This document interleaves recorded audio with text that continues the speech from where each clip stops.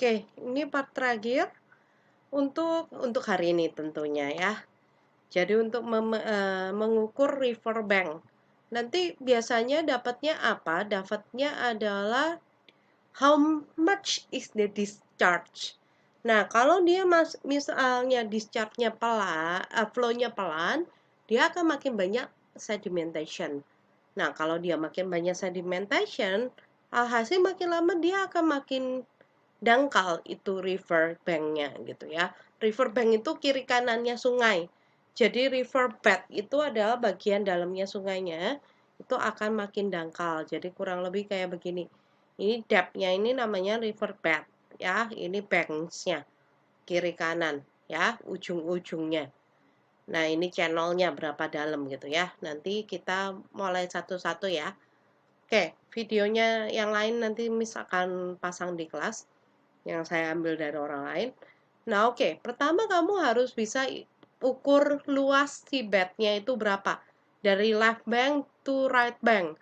Ya kamu jangan tanya mana right-nya, mana left-nya ya. Salah satu lah kamu tentuin aja gitu ya. Nah, terus kemudian kamu mengukurnya pakai apa? Kalau yang ini gampang, pakai measuring tape. Ya. Nah, kalau bisa sekalian, ini di left bank, sama right banknya kamu berdiri kayak tiang gitu. Nah, terus diikat pakai tali ya dari ujung ke ujung.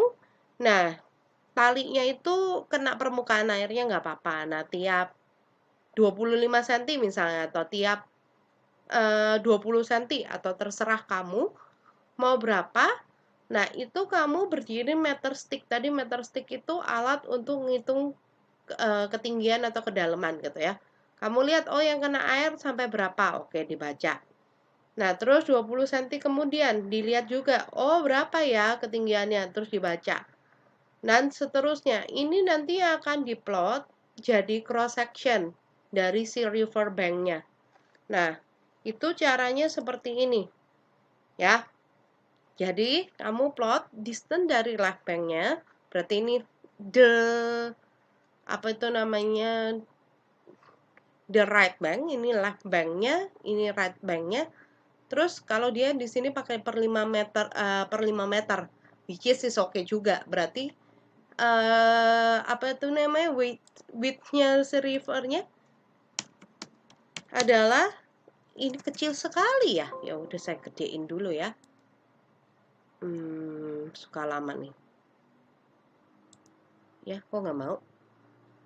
Bentar lagi loading. Komputernya udah panas nih.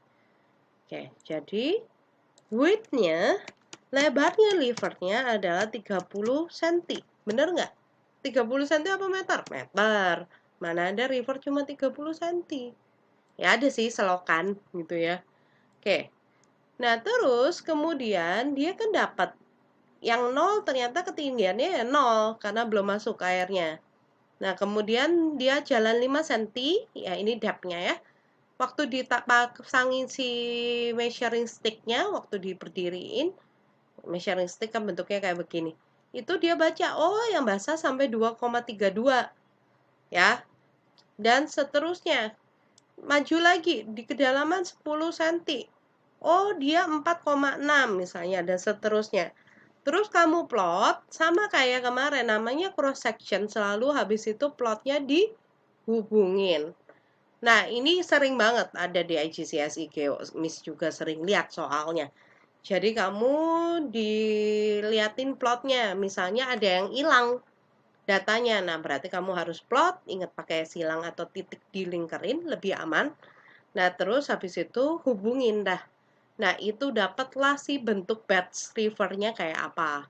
Nah, oke. Kemudian kita tadi harus hitung discharge-nya berapa. Ya, jadi step kedua, kamu harus tahu depth-nya berapa.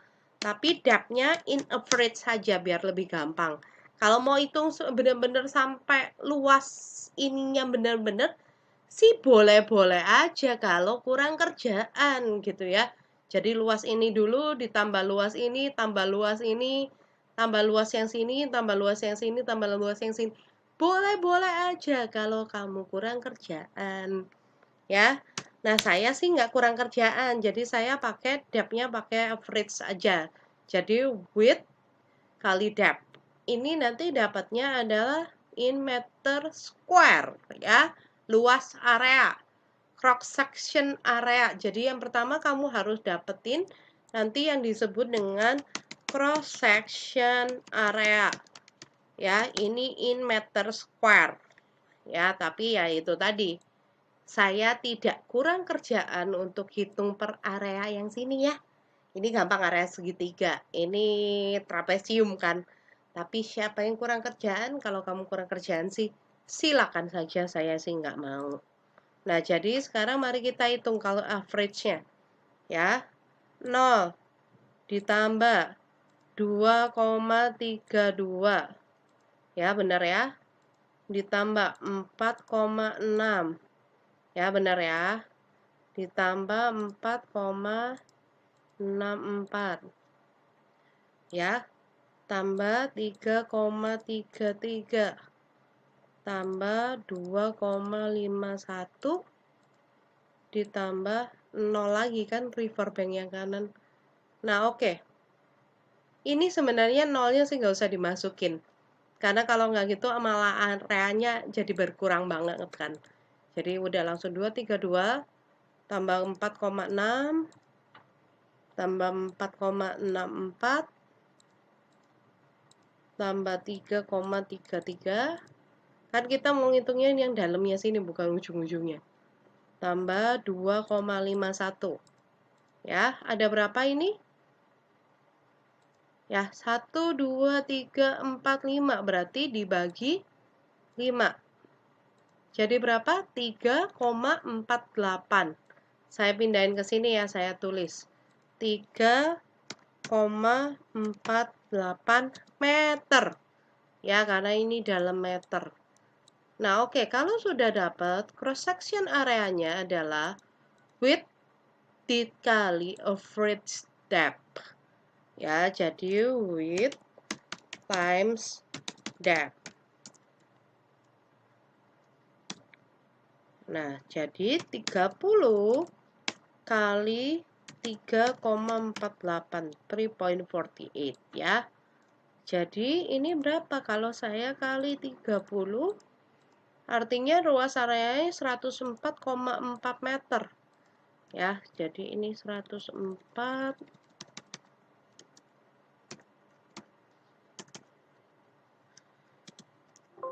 Ya udahlah, nggak lurus terus. 104,4 meter ya tadi ya, benar ya. Meter apa? Square. Ya, cuma karena ini saya pakai pen nggak ada square-nya, ya udah saya pakai ini aja lah. Ya, saya kecilin dulu dikit. Nah, jadi 104,4 meter square. Ini harusnya nggak ada spasinya sih. Ya udahlah, salah ketik dikit. Nah, oke, ini sama dengan yang saya tadi ngomong. Jadi kalau di sini dia pakai per 25, terus dia bikin cross sectionnya, ya, terus average the reading it's that taken, terus kita hitung cross sectional area atau cross section area by multiplying the width and the average depth. Ya, setelah dapat, kita ukur velocity-nya, flow-nya berapa cepat. Bisa pakai flowmeter, ini alat seperti ini, jadi alatnya nanti digantung, terus dia dibiarin ke aliran air itu, ya, terus dibaca. Bisa juga dengan cara begini. Jadi, kamu cari benda yang bisa float. Kalau saya nggak bisa ya, jadi jangan coba-coba pakai ONI. ONI masuk ke air tenggelam. Kenapa tenggelam? Karena ini kapuk, ya. Kalau gajah hidup bisa nggak? Ya bisa, tapi kan bisa gerak. Ya, jadi kalau gajah hidup pun nggak boleh. Makhluk hidup nggak boleh karena dia kan bisa gerak melawan arus, gitu ya. Dan cari yang benar-benar bisa ngapung. Misalnya saya pernah tadi dapat video jeruk. Atau bisa juga pakai plastik plastik botol yang kosong. Jadi botol plastik yang kosong. Jadi caranya ada 2 orang yang akan berdiri. Satu di ujung yang sudah tahu distance-nya. Jadi satu orang, misalnya dia berdiri di bank yang sebelah kiri, left bank. Terus 10 meter kemudian ada satu orang lagi berdiri. Gitu ya. Nah, pakai HT lah atau pakai HP gitu ya. Bilang, saya luncurin ya ini botolnya. tunggu ya sampai dia nyampe ke kamu. Jadi setelah dia plung, itu botolnya, yang orang yang di 10 meter kemudian itu mulai start stopwatch. Ya. Nah, setelah dia start stopwatch, kan botolnya nyampe dia kapan? Stop timing. Nah, flow meternya, velocity-nya taunya dari mana? Dari sini. Jadi misalnya tadi, ini kan ada sungai, anggap ini sungai lah ya. Ini kok sungainya lurus? Ya wes lah, saya misalnya mau bikin sungai seperti ini. Ya nggak terlalu mereng gitu ya, warna biru lah ya, sungai gitu kan. Nah, jadi orang pertama, gimana ya cara gambar orang ya? Anggap ini ada orang gitu ya, saya pakai panah aja. Saya lagi nggak buka itu saya lagi alat saya tadi. Nah, ini orang pertama, person pertama. Ini person kedua. Person duanya warna beda deh ya. Ya, jadi ini person satu. Misalnya di sini ada person pertama. Loh, kok nggak mau? Oh, saya belum ganti. Ya, ini person satu. Ini person dua. Ya, tadi saya mau ijoin kok dia nggak mau. Ya, wes. Nah, oke. Nah, terus kamu tahu distance-nya. Jadi, distance sungai ini, misalnya kamu pakai tali gitu, biar kamu tahu exact distance-nya. Distance sungai ini misalnya 10 meter. Misalnya ya. Jadi, ini udah bukan width-nya lagi, tapi distance mainannya. Ya, jadi misalnya distance sungainya, kok nggak mau sih dia? Ya, wis, itu ya. Distance sungainya misalnya 10 meter. D sama dengan 10 M. Misalnya begitu ya. Nah, oke. Terus kemudian dia ternyata tadi plung botol tadi, misalnya botolnya bentuknya bulat ini ya. Cemplungin ke sungai botolnya. Botolnya kok orange ya? Ya udah anggap itu jeruk lah. Nah, begitu dia cemplungin, dia udah bilang ke person 2, start timing. Nah, setelah dia start timing, ternyata misalnya si person 2 dapatnya time-nya itu sampai di person 2, time-nya misalnya, sebentar, loncat dia. Kok hilang? Time-nya misalnya 1 menit 32 second misalnya. 1 minute 32 second misalnya nyampe dia. Oke, ini saya jadiin second dulu. Kenapa saya jadiin second dulu? Karena kalau 1 menit berapa second kan susah. Berarti 60 tambah 32, 92 second. Ya. Benar kan? Ya benar lah, masa saya se-error itu. Nah, oke. Flow itu adalah distance dibagi time. Ya, meter per second. Ya, jadi flow-nya adalah flow is equal distance over time. Ini kok warnanya jelek banget, emang nggak ada warna lain.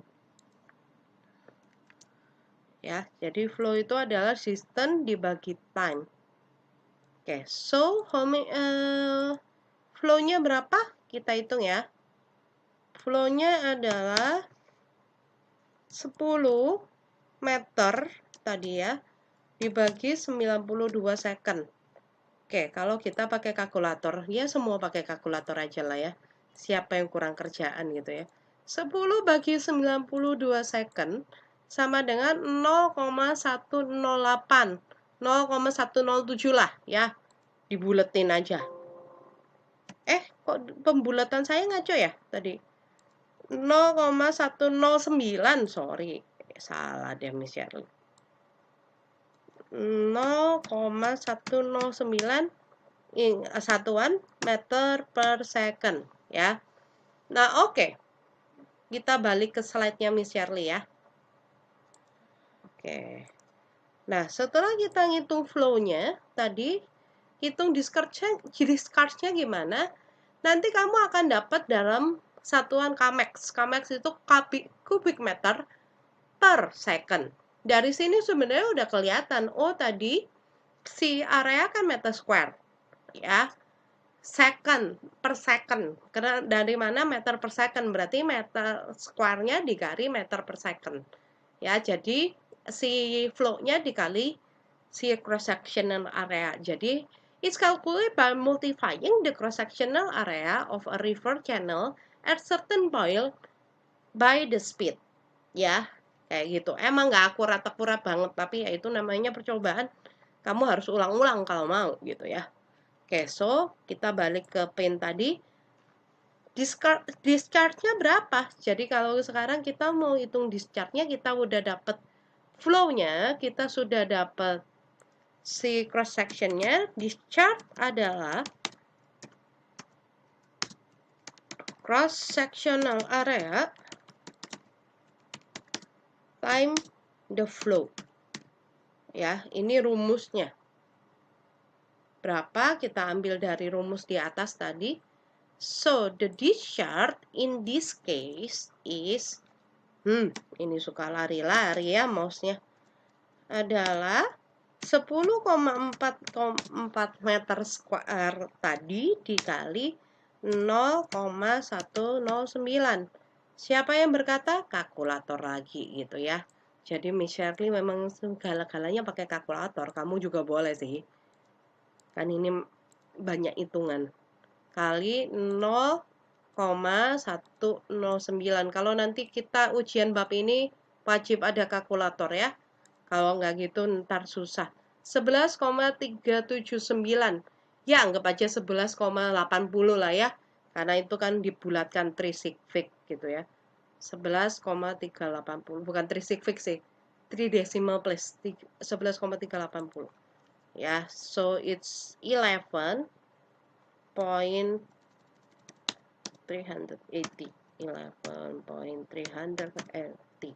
Tadi satuannya kmex, kubik per second, atau namanya meter kubik per second. Jadi meter pangkat ini saya ntar kasih ininya, atau nama lainnya kumex gitu ya. Ini nama lain satuannya. Nih, tiganya saya kasih dulu lah. Pangkat 3. Kubik.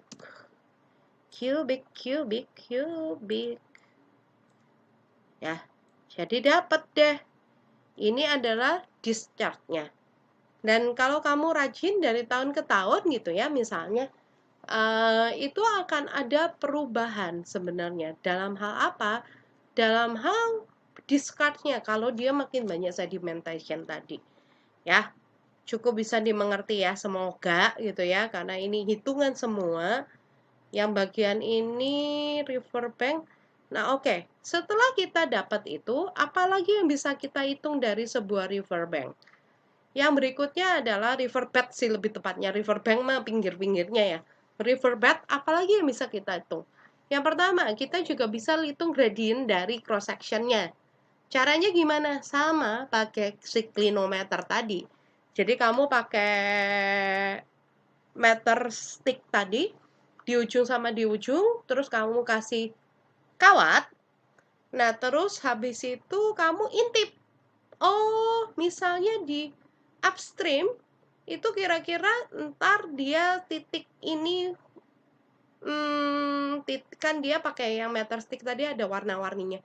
Titik ini, ya udah kelihatan gitu ya. Itu kalau saya berdiri 90 derajat, titik ini kemiringannya berapa, angle-nya berapa. Ya, angle-nya dapat. Terus kemudian kamu ukur si ininya, distance-nya kan kamu tahu. Karena ini kan kamu kasih tali kan. Nah, kamu bisa measure kira-kira height-nya berapa. Perbedaan height-nya. Jadi, angle-nya itu sebenarnya adalah perbedaan height-nya. Gitu ya. Nanti dapatnya perbedaan height. Ya. The gradient of a river is a measure of how steeply loss height. Ya, jadi dari upstream, dari puncaknya ke downstream, itu hilang berapa banyak height-nya gitu ya.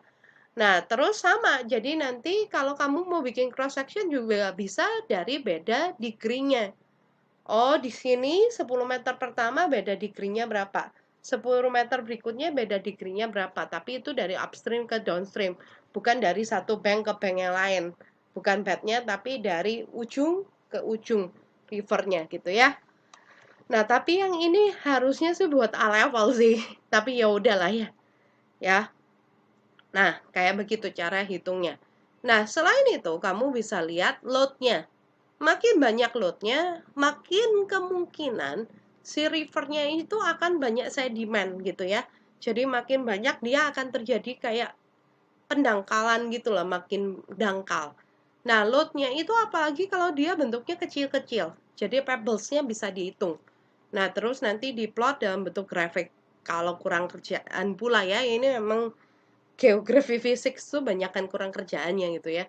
Oke, jadi yang kamu lakukan adalah measure the material that carry away by a river dan classify it into different shape. Jadi ada yang very angular, kasar banget, ada yang angular, dan ada yang well rounded, rounded gitu ya, bulat gitu.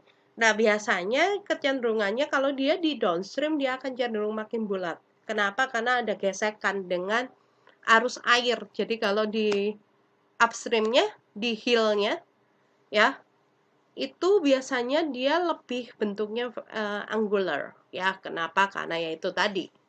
Kan dia makin masih kasar gitu ya. Dan biasanya itu kan batu yang langsung beku dari awal gitu ya. Oke, finding for boulders to small sediment. Jadi dan ukurannya biasanya kalau di upstream itu makin gede-gede daripada yang di downstream. Karena kan kegesek pecah gitu ya. Makanya kalau yang di downstream biasanya lebih bulat-bulat gitu ya. Ya, jadi yang kita ambil apanya? Pebbles-nya, batu-batunya, terus diukur dan diklasifikasikan bentuknya. Ya, kayak begitu. Tapi ini lagi-lagi saya jarang lihat di IGCSE di A level mungkin, tapi ya sudahlah, saya belum terlalu mempelajarin A levelnya sih. Nah, ini bisa sistematik kalau kamu kemarin belajar yang data ya. Jadi sistematik along the downstream to upstream to downstream, atau bisa juga kamu ambil data di random samples. Ya, randomnya systematic random, ini berarti randomnya apa ya? Batunya diambilnya tiap keberapanya terserah kamu gitu loh. Di tiap titik tersebut. Jadi nggak ada yang nentuin, oh kamu harus ambil tiap batu kelima gitu. Nggak ada. Ini bisa paduan antara sistematik dan random. Ya, randomnya di batu keberapanya. Sedangkan sistematiknya karena along that apa itu namanya, that stream gitu ya. Cukup bisa dimengerti ya kuesioner nanti waktu kita belajar yang geografi fisik, dan itu adalah tugas kamu ya nanti untuk kita kerjain final project. Thank you.